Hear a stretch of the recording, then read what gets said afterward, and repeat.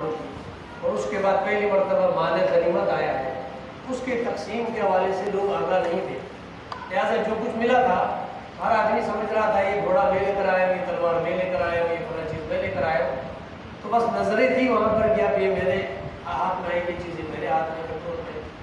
تو یہاں تک کہ آپس میں جو ہے گفتگو میں اضافہ ہوا، یہاں تک کہ تلخی ہوئی اور جھگڑا ہونے لگا، اور لوگ جو ہے رسول اللہ کی بارگاہ میں پہنچے۔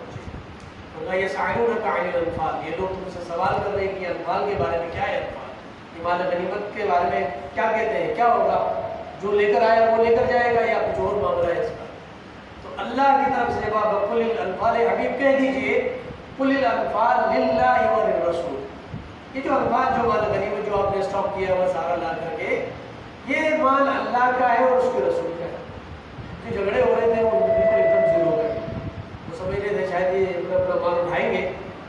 واضح انداز میں اللہ نے کہا کہ یہ جتنا مال غنیمت آیا ہے یہ اللہ کا مال ہے اور اس کے رسول کا مال ہے، بس تمہارا کام یہ ہے کہ اطیعوا اللہ و اطیعوا الرسول، تم نے اللہ اور رسول کی اطاعت کرنی ہے۔ اب یہ مال اللہ اور رسول کا ہے، اللہ اور رسول کی مرضی ہے یہ مال گھر لے کر جائیں یا یہ مال آپ میں تقسیم کریں، جیسے چاہے کریں، مال ان کا ہے۔ تو وہ جو جھگڑا ہو رہا تھا وہ ایک دم ختم ہو گیا، اس لیے کہ جب ہمارے حق ہی نہیں ہے اس مال پہ تو ہم جھگڑا کس بات کا کر رہے ہیں۔ اس حوالے سے سورہ انفال کی ابتدائی آیات جنگ بدر کے حوالے سے اس کا تذکرہ ملتا ہے، اور اب جو سورہ انفال کا یہ 41ویں آیت جو 10واں پارہ کا آغاز ہے، اس میں ایک اہم ترین موضوع ہے۔ بسم اللہ الرحمن الرحیم وَاعْلَمُوا أَنَّمَا غَنِمْتُم مِّن شَيْءٍ فَإِنَّ اللَّهَ خُمُسَهُ لِلرَّسُولِ وَلِذِي الْقُرْبَى وَالْيَتَامَى وَالْمَسَاكِينِ وَابْنِ السَّبِيلِ إِن كُنتُمْ آمَنتُم بِاللَّهِ وَمَا أَنزَلْنَا عَلَىٰ عَبْدِنَا يَوْمَ الْفُرْقَانِ يَوْمَ الْتَقَى الْجَمْعَانِ وَاللَّهُ عَلَىٰ كُلِّ شَيْءٍ قَدِيرٌ۔ یہ جو آیت ہے وہ خمس کے بارے میں، ہم بعض اوقات ہچکچاتے ہیں کہیں دوسرے برادران کے سامنے خمس کا تذکرہ، زکوٰۃ کہتے ہیں لیکن خمس سمجھتے ہیں کہ شاید کوئی شیعوں کا اپنا کوئی معاملہ ہے۔ تو بہت سب دفعہ ایسا لوگوں کا نظریہ ہے کہ خمس جو ہے وہ شیعوں نے بنایا ہوا ہے، یعنی سنت کے نزدیک میں قرآن کی آیت ہے، اور سورہ انفال کی 41ویں آیت میں اللہ تعالیٰ واضح انداز میں فرما رہا ہے کہ تمہیں معلوم ہونا چاہیے کہ جو کچھ بھی تم لوگ بطور غنیمت حاصل کرو تو بلا شبہ اس کا 5واں حصہ اللہ کے لیے اور رسول کے لیے اور اس کے قرابت داروں کے لیے۔ تو واضح انداز میں مال خمس کا اعلان ہو رہا ہے، اور ایسا نہیں ہے کہ ہم جو سوچ رہے ہیں بعض افراد سوچ رہے ہیں، بلکہ یہ تمام اہل سنت کے نزدیک بھی متفقہ ہے۔ خمس جو ہے وہ اہل بیت علیہ السلام کا، رسول اللہ کی ذریت کا حق ہے، اس لیے کہ زکوٰۃ جو ہے ان پر حرام ہے، یہ بھی متفقہ ہے کہ زکوٰۃ جو ہے وہ سادات پر حرام ہے۔ اس لیے ان سادات کے لیے، ان میں جو غریب ہے، غربا ہے، مسکین ہے، ان کے لیے اللہ تعالیٰ نے خمس رکھا ہے کہ وہ 5واں حصہ۔ اب بحث جو ہے فرق کیا ہے ہمارے اور برادران میں، فرق یہ ہے کہ وہ مال غنیمت سے بڑا ایک تو یہ کہ واضح ہے جنگ سے جو مال ہمیں ہاتھ میں آیا، جنگ کے بعد جو شکست ہوئی کافروں کو، اس کے بعد جتنا مال ہم لوٹ کر لے آئے اس کو ہم مال غنیمت کہتے ہیں۔ تو فقط مال غنیمت پہ خمس ہے یا اس کے علاوہ بھی ہے؟ تو اہل سنت کے نزدیک بھی اس کے علاوہ یعنی جو مال دفینہ ہے، جواہر ہے، معدنیات ہیں، جو خزانے ہیں، یہ جو مال خزانوں سے اور دفینے سے یہ جو چیزیں استعمال آپ کے ہاتھ میں آتی ہے، اس میں بھی خمس نکالا جائے گا۔ واجب ہے ہر انسان پر، ہر مسلمان پر کہ وہ خمس نکالے۔ لیکن فرق فقط اتنا ہے کہ مسلمانوں میں، شیعہ اور اہل برادران اہل سنت میں، کہ سال بھر کا جو مال بچ گیا آپ کے پاس، اس میں اہل تشیع کہتے ہیں کہ اس میں بھی خمس ہے، اور برادران اہل سنت کے نزدیک اس پر اختلاف ہے کہ وہ کہتے ہیں صرف معدنیات پہ ہے، دفینہ پہ ہے، خزانوں پر ہے یا مال غنیمت پر، اس میں تو خمس ہے، لیکن سال بھر جو آپ کے پاس بچا ہوا مال ہے اس میں خمس نہیں ہوگا، کہ زکوٰۃ ہے۔ اہل تشیع کہتے ہیں کہ اس میں بھی خمس ہے، جو مال آپ نے سال بھر استعمال کیا اور پورا سال جو چیز آپ نے استعمال میں نہیں لائی وہ چیز آپ نے خمس ادا کرنا ہے۔ اگر سال میں ایک دفعہ بھی آپ نے استعمال کیا تو پھر وہ سال کا معاملہ ختم ہو گیا، جس دن استعمال کیا اس کے بعد سے جو ہے ٹائم کو گنا جائے گا کہ اس کے بعد ہر سال ہونا چاہیے۔ آج میں نے ایک چیز استعمال کی ہے تو اگلے سال، آج سے لے کے اگلے سال، پورا سال مکمل ہونے کے بعد پھر اس پر خمس سے واجب ہے، اگر آپ نے اس کو استعمال میں لایا تو ظاہر اس پر خمس نہیں ہوگا۔ تو جو چیز آپ کے پاس بچ جاتی ہے اس پر خمس ہے۔ اسی طرح زکوٰۃ کی تو بعض اوقات لوگ سمجھتے ہیں کہ شاید زکوٰۃ شیعہ ادا ہی نہیں کرتے، چونکہ ہمارے یہاں زکوٰۃ 9 چیزوں پر ہے اور ہمارے یہاں پیسے پہ زکوٰۃ نہیں، ہمارے پاس دوسری اشیاء پہ زکوٰۃ نہیں۔ ایک آدمی کروڑ پتی ہے لیکن اس پر زکوٰۃ نہیں، وہ کہتے ہیں کہ زکوٰۃ مال پر ہے، جیسے ہمارے بینک میں پیسے ڈال دیتے ہیں تو وہ خود ہی کاٹ دیتے ہیں، اس لیے ہم ایک الگ سے فارم جمع کرانے میں ہمارا تعلق ہے تشہیر سے، ہم پیسوں پہ اس جو کاغذی پیسہ ہے اس پر ہم مال جو ہے زکوٰۃ نہیں نکالتے۔ ہمارے یہاں زکوٰۃ جو ہے وہ سونا اور چاندی، وہ سکے جو استعمال ہوتے تھے، اگر اس کا لین دین ہو رہا ہے کاروبار کے طور پہ، سکہ استعمال ہو رہا ہے سونا چاندی، اس پر ہمارے یہاں وہ زکوٰۃ ہے۔ تو یہ آیت جو ہے واضح انداز میں یہ کہہ رہی ہے کہ خمس جو ہے وہ سادات کا حق ہے۔ اور الحمدللہ پچھلے سال غالباً پنجاب کے جو اسمبلی میں وہ بل بھی پاس ہوا، ڈاکٹر محمد علی رضوی محمد علی صاحب جو شہید ہیں، ان کی بیٹی نے وہاں بل پیش کیا تھا، انہیں سادات کا حق بھی گورنمنٹ آپ جس طرح زکوٰۃ باضابطہ گورنمنٹ کی طرف سے دیا جاتا ہے، اسی طرح مال خمس بھی الگ کیا جائے اور سادات کا حق دیا جائے۔ تو متفقہ ہے یہ تمام برادران سنت، اور ظاہر خمس شیعہ سادات کے لیے جو سنت میں بھی سادات ہیں ان کو بھی ظاہر خمس دیا جائے گا، جو بھی سادات ہیں انہیں خمس دیا جائے گا کیونکہ اس پر زکوٰۃ حرام ہے۔ آیت نمبر 45 اور 46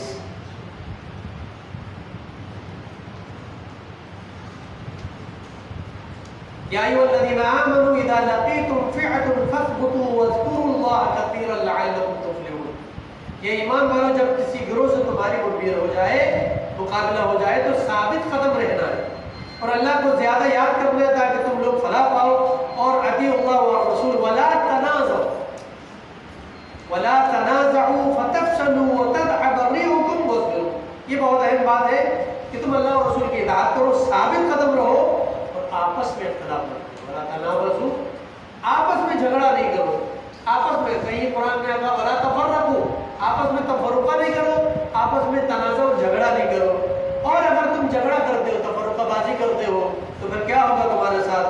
فتفشلوا وتذهب ريحكم، تمہاری ہوا اکھڑ جائے گی، تمہاری ہوا اکھڑ جانے تم جو ہے وہ کمزور ہو جاؤ گے، اس لیے کہ دشمن جب چاہے گا تمہیں شکست پا جائے گا۔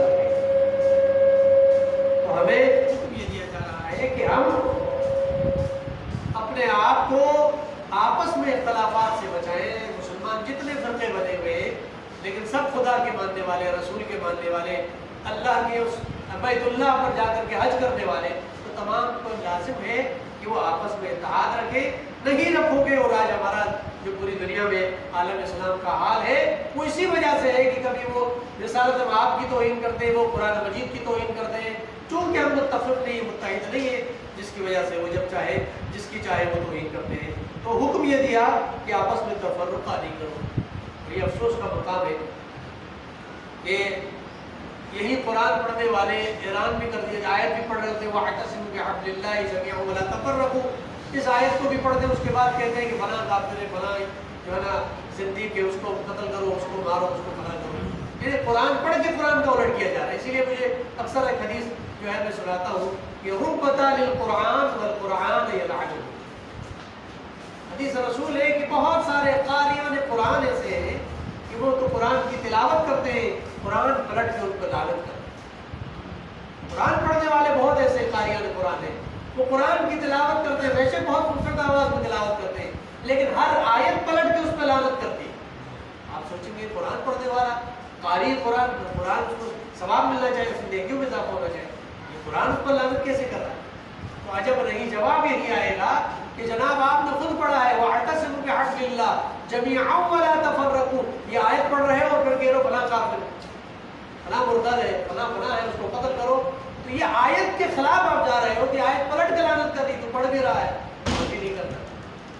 قُلْ لَا أَسْأَلُكُمْ عَلَيْهِ أَجْرًا إِلَّا الْمَوَدَّةَ فِي الْقُرْبَى، کہ اہل بیت سے محبت اللہ نے فرض قرار دیا ہے، اگر دل میں اہل بیت کی محبت نہ ہو یہ آیت پلٹ کے اس پہ لعنت کرے گی۔ اے حضرت انسان تو خود کہہ رہا ہے، اللہ کا حکم خود زبان سے ادا کر رہا ہے اور دل میں تیرے اہل بیت کی محبت، یہ آیت تجھ پہ لعنت کر رہی ہے، قرآن پلٹ کے لعنت کر رہا ہے کہ تو پڑھ بھی رہا ہے، کہتا لعنت اللہ علی القوم الکاذبین، جھوٹوں پر اللہ کی لعنت اور جھوٹ بولنا۔ جب یہ آیت پڑھے گا تو آیت پلٹ کے لعنت کرے گی، تو خود جھوٹ بولتا ہے تو سب سے پہلے جو تو لعنت بھیج رہا ہے یہ لعنت تجھ پر بھی آئے گی، اس لیے کہ تم خود بھی جھوٹ بولتا ہے۔ آیت نمبر 60، یہ بھی اہم آیت ہے مسلمانوں کے لیے، درس ہے اس کے اندر۔ بسم اللہ الرحمن الرحیم، وَأَعِدُّوا لَهُم مَّا اسْتَطَعْتُم مِّن قُوَّةٍ وَمِن رِّبَاطِ الْخَيْلِ تُرْهِبُونَ بِهِ عَدُوَّ اللَّهِ وَعَدُوَّكُمْ وَآخَرِينَ مِن دُونِهِمْ۔ واضح انداز میں اللہ فرما رہا ہے اپنے آپ تیاری کرو اور اسلحہ جمع کرو، گھوڑے تیار کرو۔ تیارے وہ زمانہ گھوڑوں کا تو نہیں ہے، اس زمانے میں گھوڑے F-16 طیارے کی حیثیت رکھتے تھے، گھوڑے کے ساتھ جو آتا تھا وہ فتیاب ہوتا تھا۔ تو آج کے زمانے میں کیا گھوڑے، اللہ نے کہا کہ اپنے گھوڑوں کو تیار رکھو، گھوڑوں کو تیار، رباط الخیل، گھوڑوں کو تیار رکھنے سے مراد آج کے زمانے میں آپ جدید اسلحہ جو آج کے حساب سے ہے وہ تیار کرو، آپ اسلحے سے لیس ہو جاؤ، اس لیے نہیں کہ کسی پر حملہ کر کے اس کو نقصان پہنچاؤ، اسلحہ جمع کر کے طاقتور بنو پھر کسی پر ظلم کرو، اس لیے نہیں، اللہ کہتا ہے کہ طاقتور بنو تاکہ تمہارے اوپر ظالم تمہیں نقصان پہنچانے کی یا تمہیں زیر کرنے کی بات نہیں کرے گا۔ آج دیکھیں ہمارا ملک کا حال اور پوری دنیا کا، آج یہ وقت کیوں آیا کہ امریکہ ہم سے کہے کہ اس کو چینج کر دو، اس کو لے کر آؤ، اس کو نہیں لے کر آؤ۔ ابھی میں ایک ویڈیو دیکھ رہا تھا جس میں جنرل حمید گل کہہ رہے ہیں کہ بھائی کسی نے کہا آپ جنرل بن رہے تھے چیف آف آرمی اسٹاف کیوں نہیں بنے؟ انہوں نے کہا بھائی مجھے پسند نہیں کرتے تھے امریکہ والے، مجھے نہیں۔ تو کیا یہ نوبت آنی چاہیے مسلمان جب کمزور ہوں گے تو ہر آدمی آپ سے کہے گا میں جو کہہ رہا ہوں وہ کرو، ورنہ تو میں یوں کر دوں۔ جب آپ اپنے آپ کو طاقتور کرو گے، انڈیا آج 71 سے پہلے کیا کہتا تھا، ہم سے 71 بات کرتا تھا، آج ہمارے ساتھ کس طرح بات کر رہا ہے؟ کیونکہ ہم نے اپنے آپ کو جدید اسلحے سے لیس کیا۔ تو لیس اس لیے نہیں کہ اس کو فوراً جا کے مارنا شروع کر دیں، لیکن وہ ظالم اور دشمن ابھی اپنے اوقات میں رہتا ہے اور وہ پھر آپ کو ڈکٹیشن نہیں دے گا کہ ہم جو کہیں گے وہ کرو ورنہ یوں کریں گے۔ تو آپ کے پاس اگر طاقت ہوگی کہ آپ ہوتے کون ہیں؟ اس لیے قرآن آپ کو واضح انداز میں مسلمانوں سے کہہ رہا ہے اپنے آپ کو طاقتور بناؤ۔ آپ جدید اسلحہ سے مراد رباط الخیل، اپنے آپ کو اسلحے سے یعنی طاقت سے مراد آج یہی ہے۔ آج کے زمانے میں طاقت سے مراد کیا ہو؟ آپ اپنے معاشی طور پر اپنے آپ کو مستحکم کرو اور آپ جو نا جنگی حوالے سے بھی اپنے آپ کو مستحکم کرو تاکہ کوئی جرأت نہ کرے کہ آپ کے خلاف کوئی بات کر سکے۔ سورہ توبہ، اس کے بعد سورہ توبہ کا آغاز ہو رہا ہے اور اس کی ابتدائی آیت جو ہے بغیر بسم اللہ کے آغاز ہو رہا ہے،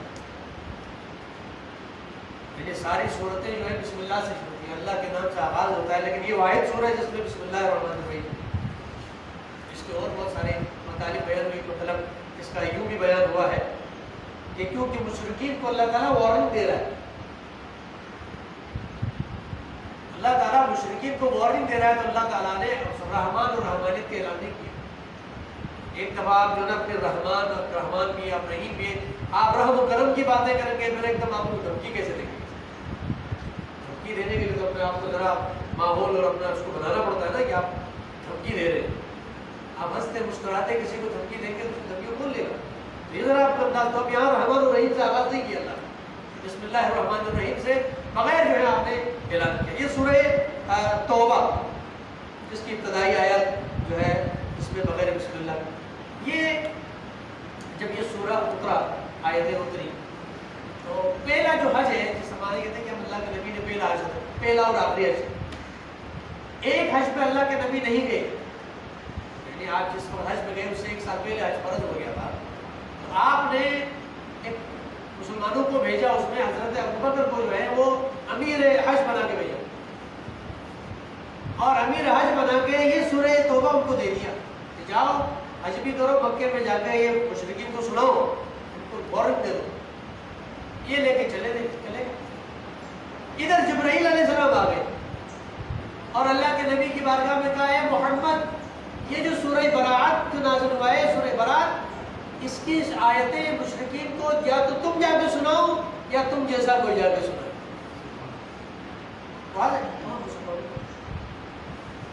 حضرت رسول خدا صلی اللہ علیہ وآلہ وسلم نے فوراً علی کو بھیجا۔ نفس رسول کیوں کہتے ہیں؟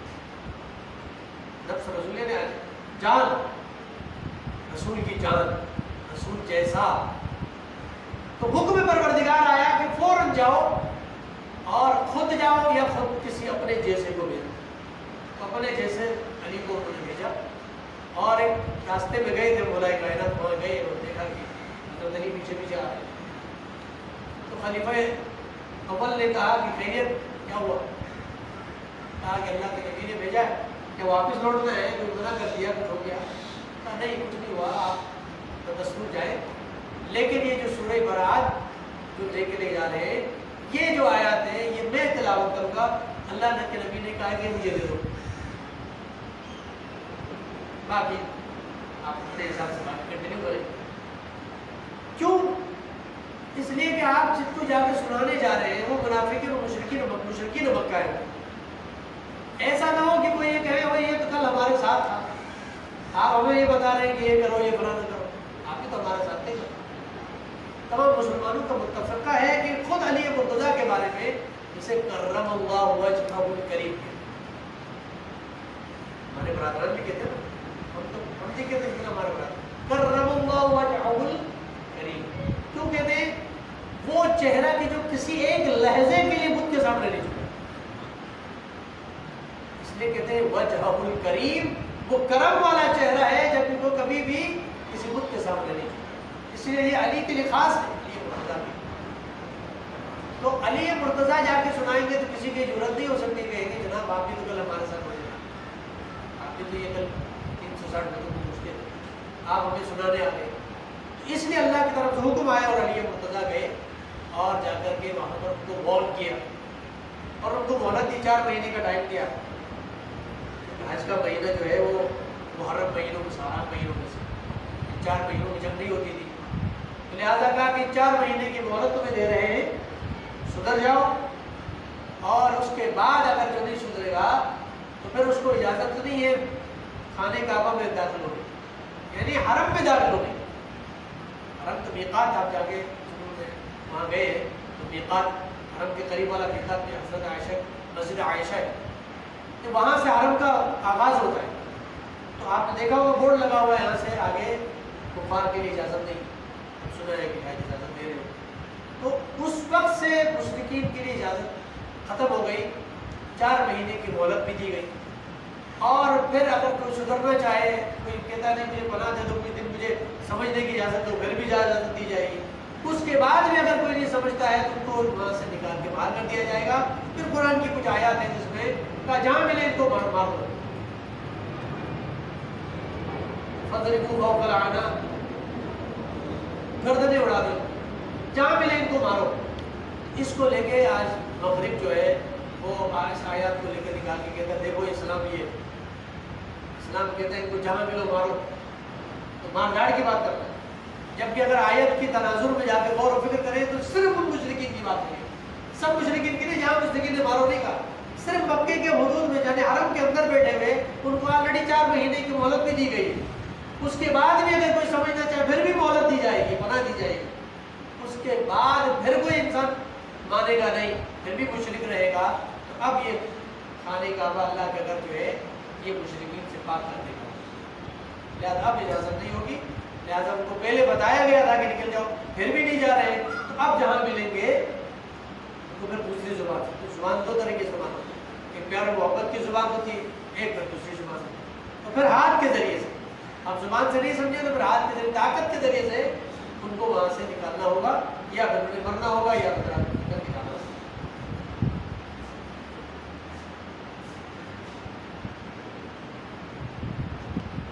لہٰذا ایک تو یہ بات بھی واضح ہو گئی اس آیت کے ذیل میں کہ بیت اللہ شریف خانہ کعبہ وہ ہے کہ جہاں سنت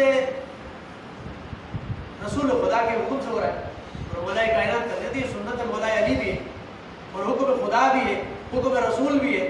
یہ سنت خدا بھی کہے، سنت رسول بھی کہے، ائمہ کی سنت بھی کہے کہ بیت اللہ سے وہاں جا کر کے مشرکین کے خلاف آواز بلند کرنا یہ سنت ہے. لیکن افسوس کہ آپ نے دیکھا کہ وہاں جب آج کے زمانے کے مشرکین اور آج کے زمانے کے دشمنان اسلام کے خلاف آواز بلند ہوئی تو آپ کو دیکھا سینکڑوں جو ہے نا وہاں پہ حجاج کو قتل کر دیا. آج میں اور آپ کو اجازت نہیں ہے کہ آپ خانہ کعبہ کے قریب جا کے کسی ظالم کے خلاف مرد آباد کر دیں. مرد آباد امریکہ نہیں کر سکتے آپ مرد آباد اسرائیل نہیں کہہ سکتے، جبکہ رسول کا فرمان ہے۔ اور یہ مشرکین کے لیے بیداری کا براءۃ من اللہ، بیداری کا اعلان کرنے کا حکم دیا۔ تو وہاں خانہ کعبہ ہی تو وہ مقام ہے جہاں پر بیداری کا اعلان کرنا ہے دشمنان اسلام سے، مشرکین سے۔ لیکن آج وہاں پہ اس مقام پہ جا کے اگر کوئی یہ کہے گا اس کو عرض کریں گے مار دیں گے گولی، تو یہ بالکل الٹ ہونے جا رہا ہے۔ اس کے بعد آیت نمبر 18،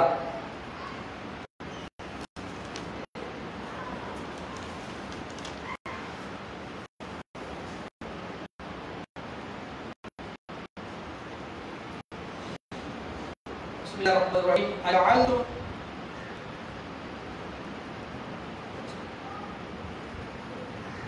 اجعلتم سقاية الحاج وعمارة المسجد الحرام كمن آمن بالله واليوم الآخر۔ مسجد کی تعمیر کرنا ہر کسی کی بس کی بات نہیں ہے۔ اللہ نے فرمایا کہ کون کرے گا مسجد کی تعمیر؟ جو اللہ پر ایمان لانے والا، وہ اللہ کے خاص بندے ہوں گے۔ اللہ کے خاص بندے ہیں جو مساجد کو تعمیر کرتے ہیں۔ اس سے پہلے والی ہے انما اچھا 18 جی سننے والے 18ویں آیت ہے، انما یعمر مساجد اللہ من آمن باللہ والیوم الآخر واقاموا الصلاۃ وآتوا الزکاۃ۔ تو یہاں پر ذکر ہوا کہ مسجد کو اللہ کے خاص بندے ہی تعمیر کرتے ہیں، اور مسجد کی تعمیر کے لیے خاص خیال رکھنا ہے کہ کہیں حرام کا پیسہ نہ لگے، اور مسجد تعمیر کر دینے کے بعد کسی ایسے کو ٹرسٹی نہ بناؤ کہ جس کا دین سے کوئی تعلق ہو۔ آج ہماری مساجد کا حال کیا ہے؟ ٹرسٹی ایسے لوگوں کو بنایا جن کو صحیح سے دین کا پتہ ہی نہیں، اب وہ ٹرسٹی بنے، وہ مولوی صاحب کو کہتے ہیں مولوی صاحب جس دفعہ خطبے میں یہ بات کر رہی ہے، یہ بات نہیں کرنی ہے۔ کراچی کی ایک مسجد ہے یہاں پر منع ہے، وہاں پر دعا امام زمانہ نہیں پڑھ سکتے، جامع مسجد ہے، وہاں پر ٹرسٹیوں نے خبردار مولوی صاحب دعا سلامتی امام زمانہ نہیں پڑھیں گے یہاں پر۔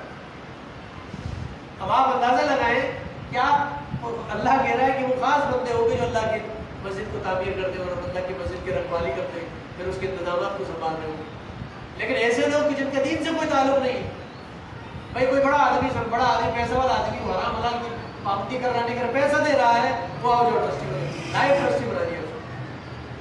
اب وہ جس کو اسلام کا نہیں پتا وہ مولوی کو بتا رہا ہے مولوی صاحب آج یہ کہنا، یہ نہیں کہنا، یہ کہنا۔ یہ بڑا عالمی ہمارے ملک پاکستان کا ہے، یہاں اور کہیں نہیں ہوتا ایسا کہ عالم دین جو 20 سال 25 سال پڑھ کے آ جائے اور وہ جا کے کسی ایسے ٹرسٹی کی جس نے دین کبھی پڑھائی نہیں ہے، وہ کہیں سے ریٹائر ہو کر آ گیا گورنمنٹ کا ملازم، وہ کہتا ہے مولوی صاحب خبردار یہ بات نہیں کرتی ہے، امام زمانہ نہیں پڑھی تھی دعائے سلامتی، وہ کہتے ہیں امام زمانہ سلامتی امام زمانہ کی ضرورت ہی نہیں ہے، آپ ہوتے کون امام زمانہ کو دعا کرتے ہیں، یعنی وہ زیادہ جانتے ہیں مولوی صاحب سے، ان کا 10 سال 20 سال پڑھنے کا فائدہ۔